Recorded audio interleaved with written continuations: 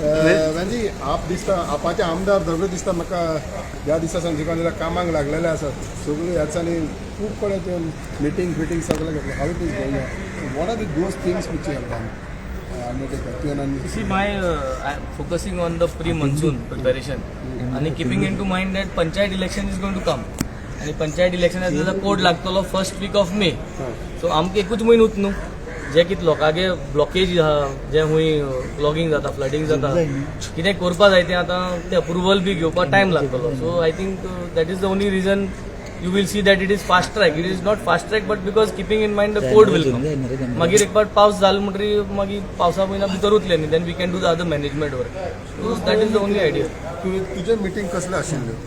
हांवें सगळे डिपार्टमेंट्सां आतां सगळे विजीट केला तेंका on going project pending project proposal सगळे इन्क्वायरी केला प्लस आमचे इश्यू आहले काही आमचे डिस्कस केला सो फिशरमॅनाचे कांय वॉटर बिल्सांचे इश्यू आहा रोड्सांचे ड्रेनेज आहा हे सगळे डिस्कस केला आनी लोकांकूय मेळ्ळा.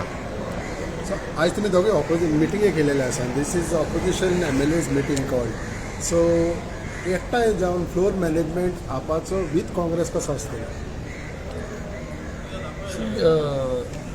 We are all new in the system. We will understand how the system is going to get operated. Unitedly, we have to be there because Goa needs a strong opposition today. So, and we will fulfill this demand of being a strong opposition. And when we have a strong opposition, तेन्ना म्हाका दिसता राजकारण सारजातलें.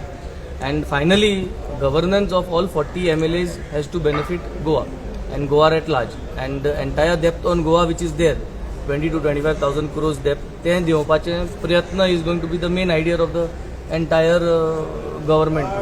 So that is, I think, by being in opposition, this is only going to be what so we हिंगा are going आम आदमी पार्टीचो आमदार वो काँग्रेसाचो आमदार अशें कांय ना it will be entire joint coordination efforts.